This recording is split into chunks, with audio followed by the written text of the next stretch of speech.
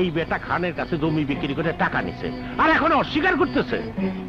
এই দেখ দেখ, এই দেখ টিপসই। বিশ্বাস করে পড়ি, আমি জমি বেশি নাই। আমার মেয়ের অসুখের চিকিৎসার জন্য 6 মাসের লেগে খান সাহেবের কাছে টিপসই দিয়ে 5,000 টাকা দিয়েছিলাম।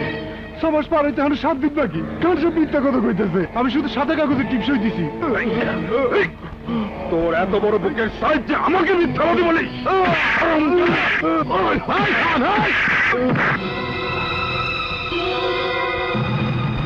আমার ভয়ে এই এলাকার সবাই থর থর করে কাঁপে, আর তুই ফরিদা আমার গায়ে হাত তুলেছিস। আজ হাত তুলছি, তোর হাত ভাঙি নাই। ভবিষ্যতে এমন করলে তোর হাত আমি ভাঙা দেব। কাশেম ভাইয়ের টাকা ফেরত দেওয়ার সময় আরো 7 দিন বাকি। ওর টাকা আমি দেব, কিন্তু ভবিষ্যতে কাউরে ভিটে ছাড়া করার চেষ্টা করলে, আজ তো ধাক্কা দিছি, পরে লাথি দেব। চলো কাশেম ভাই। শালার বলদ,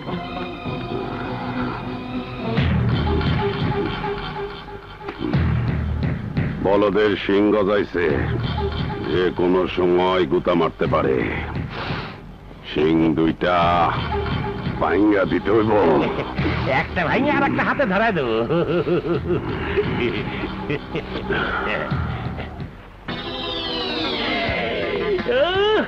টাকা টাকা রে টাকা,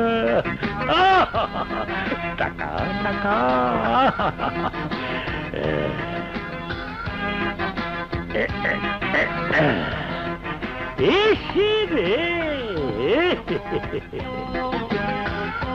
টাকার বিছানায় শুতে কি আরাম, কি শান্তি, কিসের মখমলের গতি। আয় মা, এখন থেকেই টাকার বিছানায় শোয়া শেখ। যা শিখবা বাল্যকালেই শিক্ষা হয়। অসৎ উপার্জনের বিছানায় শুয়ে তুমি তোমার হারামের শরীরটাকে আরাম দাও, কিন্তু আমি আমার মেয়েকে তোমার মতো হতে দেব না। কাল্লা মাথারি, আর একটা কথা যদি কোস তাহলে থাপ্পড় মেরে তোর গালের বাঙ্গি ফাটায় দেব। শুধু মেয়েটার জন্য এখনো এই পাপের রাজ্যে পড়ে আছি, নইলে কবে ঝাঁটা মেরে চলে যেতাম। আবারও বলছি, একটু ভালো হও, নইলে তোমার সব কুকীর্তি আমি উপরের অফিসারকে জানিয়ে দেব। কি কইলি শালি? উপরের অফিসার কি তোর নাক লাগে? তোর এত বড় সাহস! দূর দূর আমার সামনে। উপরের অফিসারে বলবি তোরে আমি তালাক দেব। 1 তালাক, 2 তালাক, 3 তালাক, 5 তালাক।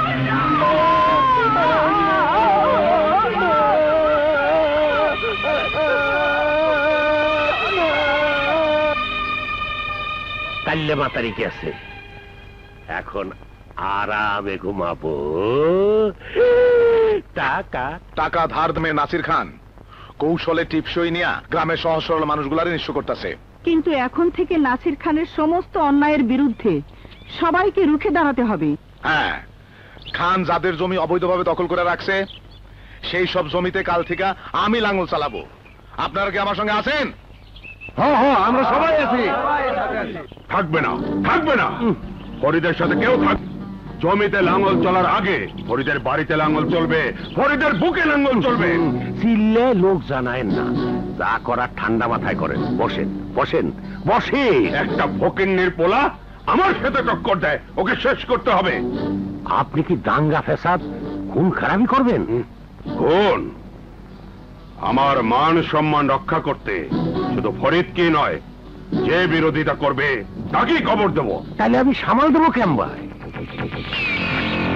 এমনি এইটা দিয়ে তুলা কিনবি, আর এই টাকা দিয়ে কুনুর বলদের চশমা কিনবি। কেন? আমি যা কিছুই করি না কেন, তুই কানে শুনবি না, চোখেও দেখবি না, ঠিক আছে?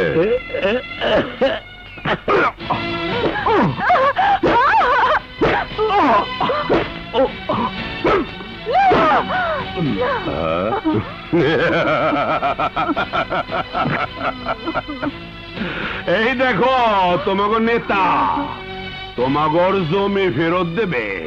আরে ঢাল নাই তলোয়ার নাই নিধিরাম সর্দার, এ কিভাবে তোমাকে জমি ফেরত দেবে? আমি তো হ্যাঁ সব জমি লেখা লইছি। দুই চোখ ভৈরা দেখো কি তার পরিণতি। আমার বিরুদ্ধে যে প্রতিবাদ করবে তাকে এভাবেই মরতে হবে। যাই, পুলিশ ছাড়া কেউ বাঁচাইতে পারবো না। দোহাই আপনার, আপনার দুটি পায়ে পড়ি, ওকে মারবেন না, ওকে মারবেন না। তাহলে তোমাকে আদর করি।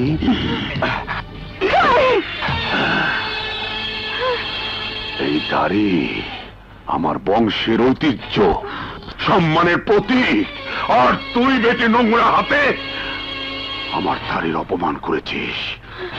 কিন্তু আমি তোকে সম্মান দেব। যা গ্রামবাসী দেখবে আনন্দ পাবে। শোন, और चूल काइटा डिस्को डांसर बना दे।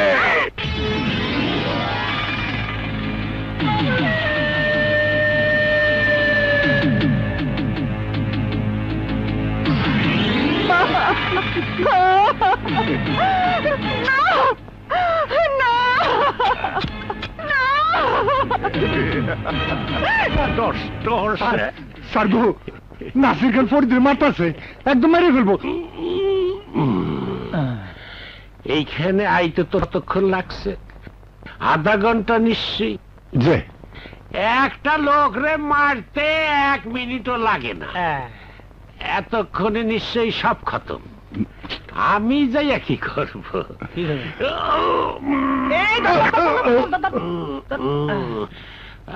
আমার শরীরটা ম্যাজ ম্যাজ করতেছে। বসেন স্যার। একটু বয়। টিপে দে। টিপ টিপ। ততক্ষণ তোর স্বামীকে লাঠির বাড়ি দেবো না।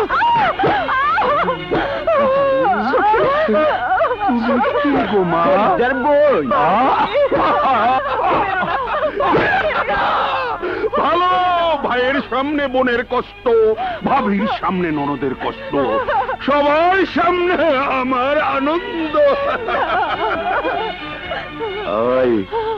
তুই না নাচলে ওর উপর কি চলবে তো বুঝতেই পারিস।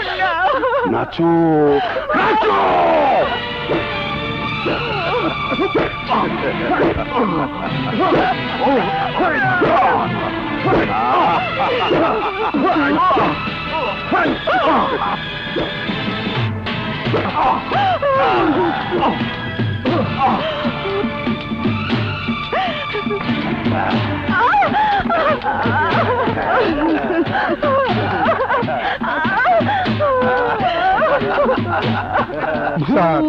স্যার গো, জলদি চলেন।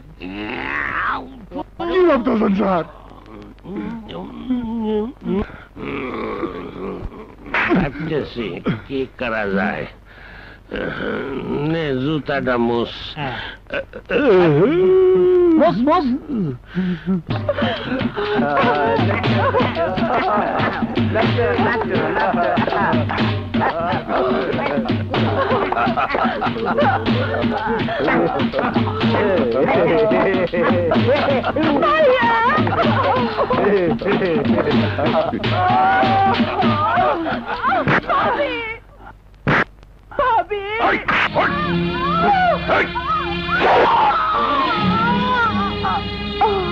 সখিনা,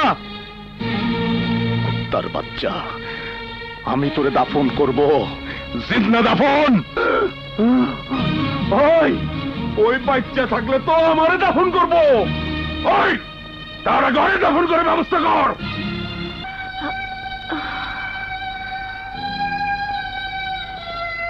ও কোথায়? খান তোমার স্বামীরে মাইরে ফেলেছে, এখন এই গ্রামে তোমার থাকা নিরাপদ না। খান যদি জানতে পারে তুমি বাচ্চা আছো তাইলে তোমার ছেলে মেয়ে সহ তোমার মাইরে ফেলাইতে পারে। তুমি অন্য কোথাও চলে যাও বোন। দিনে দুপুরে জিন্দা মানুষ দাফন করছেন, এ দিয়ে সামলানো কঠিন। শুনছি এসপি সাহেব খুব কড়া লোক, উনি তো বোয়াল মাছ, পুঁটি মাছের খাবারে হবে না।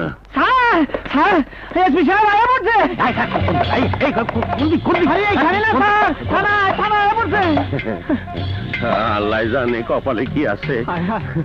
আয় আয় এদিকে এদিকে এদিকে কন কন, এত ঢং করিস না, টাকা চাইলেই পাবি, লাগলে আরো দেয়া যাবে।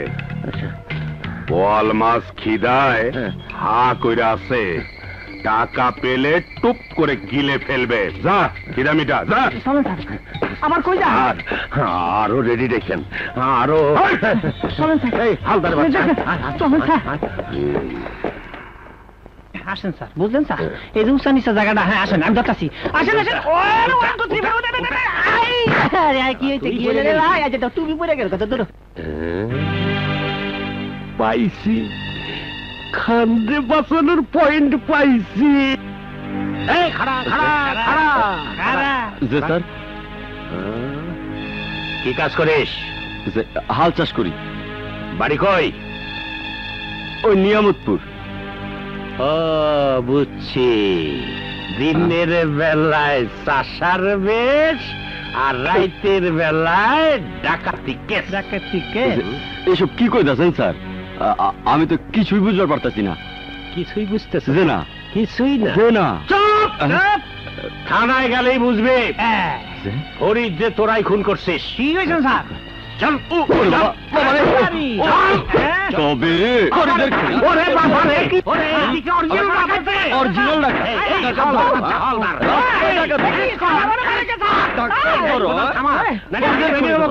হাতটি ভেঙে দেবো।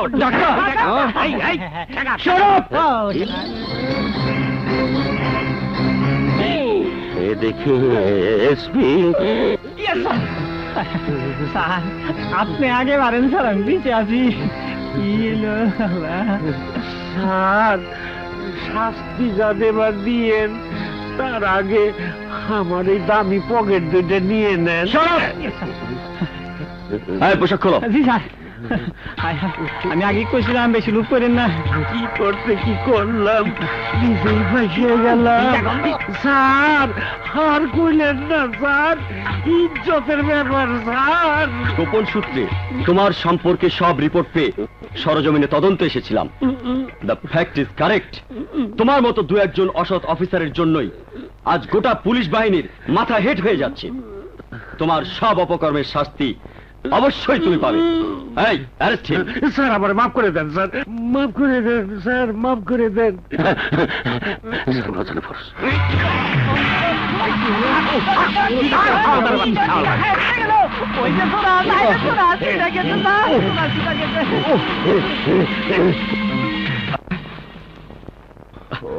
বেটা পালিয়েছে।